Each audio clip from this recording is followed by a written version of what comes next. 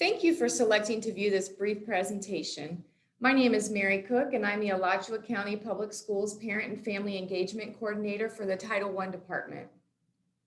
The purpose of this presentation is to offer a few suggestions for families to consider when exploring summer learning opportunities. To get us started, I'd like to explain a little about Title I and how Title I supports schools and families. You may be wondering what it means to be a Title I school. Title I is the largest federally funded educational program. Title I funds are allocated to supplement or provide an additional layer of support. Title I does that in three main ways. We work with schools to improve student achievement, improve staff development, and increase parent and family engagement. Now let's talk about what that might look like in a school. Title I collaborates with schools, families, and community members. In a school, that might look like intervention programs that take place during the school day, after school, and even on Saturdays. Title I funding is used to purchase supplemental materials and technology. Title I funding is also used for personnel, such as teachers and paraprofessionals. Title I works to create partnerships with families and community members. Our schools, as well as the Title I District Department, hold family events and workshops. Title I funding is also used by schools to provide materials that families can check out from the parent resource area. We routinely ask for feedback from our stakeholders. The purpose of Title I is to provide all Title I eligible students with strategic, high-quality academic supports. With that information, let's talk about resources for summer learning opportunities. Just a reminder as we begin, Alachua County Public Schools and the Title I Department do not endorse particular resources. We are providing summer ideas and opportunities as suggestions that families may want to look at when planning for their summer academic activities. Some of the resources I'll talk about today will involve online resources, and others will require an in-person experience. With COVID safety precautions, each family can decide which opportunities to take part in based on their preferences. Again, the purpose of this presentation is to share resources that are available. The Florida Department of Education is an informative site that you will want to spend some time exploring. CPOMS is the state of Florida's official source for standards. If you would like to look at what your child will be learning and expected to do by the end of the grade level they are entering, this would be the place to view the standards for all the subjects. I'm going to take you there and show you what CPOMS looks like. So at the top of CPOMS, you have a menu, and I have selected standards. And now I am able to browse and search different standards. And I have selected English Language Arts as my subject, which opens up a drop-down menu to select my grade level. So if I select grade 3, and let's select Reading Standards for Literature, another drop-down menu will open. And from there, you have additional information about the standards, as well as resources that you can use with your child at home. If you are on the Florida Department of Education website, you can also access CPOMS by clicking on Standards. And there is another site called Florida Students. And this is a collection of resources, including some tutorials that have been created by Florida teachers. So they've looked over different websites and pulled together resources by standard. So that would be another site that you would probably want to visit over the summer.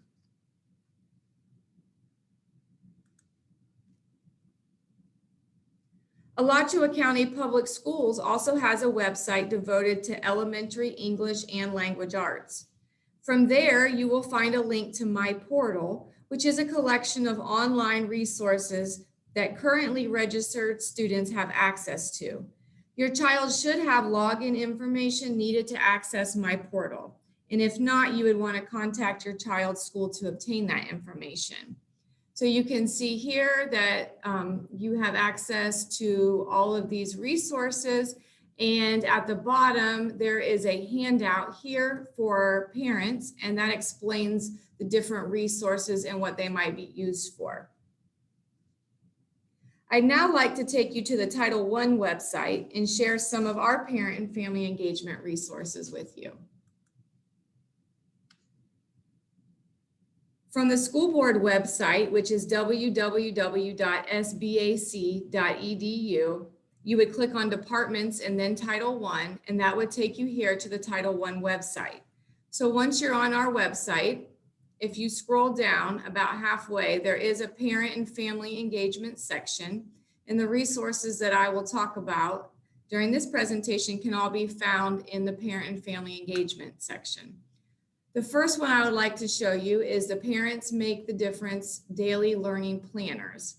And the summer one is already released, and these are available in English and Spanish, and they're available for elementary, middle, and high school students. So if you were to select this, here's the daily learning planner for the summer for elementary school, and it's 3 pages long, one for each month. And as you'll see here, there is either an activity or a discussion topic for each day of the month. And so if you were to continue to scroll down, you would see July, and you also have August available for you already. Another resource in the parent and family engagement section, if you were to continue scrolling, we have educational links and resources.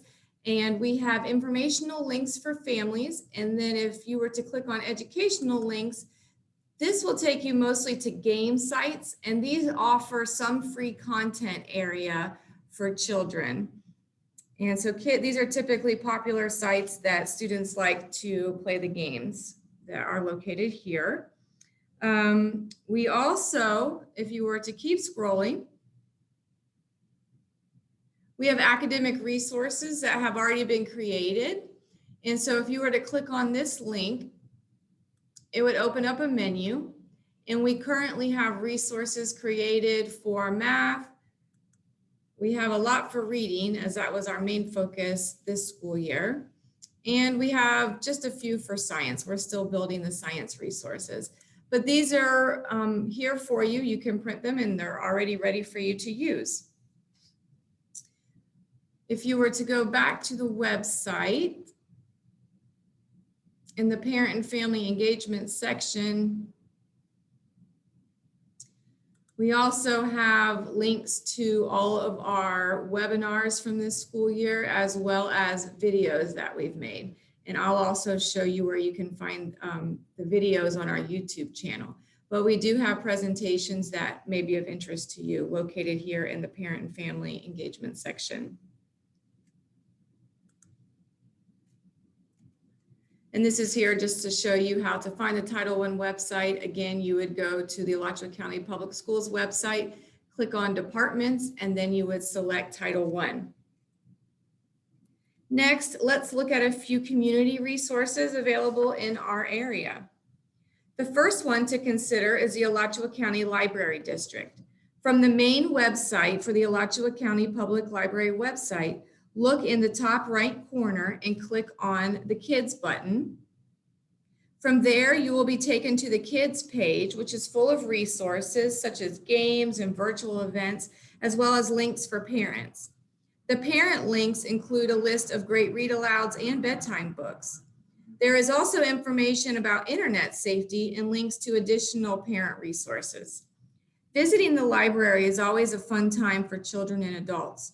I'd encourage you to look at the hours and COVID information provided by clicking on the locations link found here on the main site. Another place to think about visiting or utilizing the online resources is the Florida Museum of Natural History. The information on this slide was sent to me at my request from the Florida Museum of Natural History. I would encourage you to visit the links provided by the museum. As you can see, at the date of this recording, summer programming was still in the planning stages. And once again, you'll probably want to double check their hours and COVID-related information specific to the museum prior to planning your visit. The Harn Museum of Art is right next to the Florida Museum of Natural History. You could do both in one day. From the Harn Museum's main website, if you click on Learn and Teach, a menu will come up for you, and you can select what you're interested in learning more about. The Harn Museum of Art is also offering virtual events for families that you'll find here if you select family programs. The Community and School Outreach Coordinator sent me the links you see here as ones that you might find helpful when planning your summer. The second link is for Family Day, Captivating Creatures. Directions are given to download a free activity guide. The third link you see here takes you to the Harn at Home activity page. And the last link listed takes you to an informative virtual tour activity. The Cade Museum is another place you might want to think about visiting this summer. It is located near Depot Park, and the museum appeals to children's natural curiosity about how things work and typically offers a hands-on experience. Again, I would encourage you to look at their COVID-specific information and hours of operation before planning your trip. One feature I'd like to show you is that if you click on programs and events from their main site, a menu opens and features easy to do STEAM, which stands for Science, Technology, Engineering, and Math, activities from the Cade education team. And there are even Alachua school lesson videos. So these are great resources for you to use at home. Two additional free resources for families can be found on the two websites you see here. The first one is the University of Florida Literacy Institute, also called UFLI. And for this, I'm talking about the Parent Resource Hub. The Parent Resource Hub is a collection of web-based language and literacy resources that are free to use. There is a lot there, so you'll want to spend some time exploring the resource. Another great resource is Florida Diagnostic and Learning Resources System, also known as FDLRS. This website offers a wealth of information on various topics. There are virtual learning resources for families organized into English language arts, math, and social emotional resources. I would encourage you to take the time to explore what is available on both of these sites. Once you are there, you can look around and see what resources you might be interested in for the summer, as well as for reasons other than summer learning. I think one important thing we should remember is that it's easy to become overwhelmed with resources. You know your child best, and you should use that to guide you to the resources that you need and that will be feasible for you to use. Schedules are hectic and learning is happening all the time. There are daily activities you are probably already doing with your child that are reinforcing their learning. Being mindful of stopping to briefly talk about learning while doing these everyday activities can help to reinforce academic skills. Some examples of activities include having your child read signs around town. They could help you make a grocery list. Your child could write a letter to a friend or a relative. They could use the calendar to count down to a special event. It's important to encourage and model taking turns while playing games. Your child could read aloud to a relative, a friend, a pet, or even a stuffed animal. Children love to listen to stories. They could teach a friend or relative how to do a specific task. And you can do a lot with a deck of cards. Just talking about math, you could work on greater than, less than, add, subtract, multiply, and they could count up or down with the numbers they see on the cards. There are also sensory ideas for practicing letters, numbers, shapes in their name. They could use shaving cream, sand, or Play-Doh. No matter the grade level, all students can benefit from becoming more independent and responsible. You can encourage this by continuing to reinforce these skills at home. Some suggestions are showing and modeling how to put toys away, Again, I mentioned the importance of taking turns during a game. You could talk through ways to get along with others, and this could be done by pointing out different situations that characters are facing in the books that you're reading. Encouraging active listening is important, as we're all very distracted and trying to juggle multiple things at one time. And it's important for adults to model how to stop and focus on the person that's talking. You could use this summer, if possible, to create a schedule for your child. Kids thrive on routine. It helps them know what to expect next, and there's less of a chance for them to become upset. And an important part of this is including transitions such as time warnings. For example, you can watch TV for 5 more minutes and then it will be time to get ready for bed. And this is a great time to teach children a few age-appropriate chores, such as making their bed, helping to set the table. They could clear the table, pick up sticks in the backyard, sweep the floor. Another thing to talk about would be mealtime. Lunch at school is 30 minutes, and that includes the amount of time spent in the line if your child is buying a school lunch. So they need to be able to eat and socialize in about 25 minutes. And during the summer, parents can encourage independence by having students open different parts of their lunch themselves. For example, children should be able to open milk cartons, string cheese, their chips. If you're giving them fruit in their lunch, they need to be able to, for example, peel an orange by themselves. And lunch is also a good time to talk about table manners and being aware of your own space and body movement. Independence can also be encouraged by working with your child so they can dress themselves, and this includes zipper snaps, buttons, shoelaces, or straps on shoes for younger children. And being sure that your child is able to tell an adult their first and last name and how they would get home, and how to ask for help from an adult and not be afraid to speak up and advocate for their needs. The last resource I'd like to talk about today is our Title I Parent and Family Engagement social media.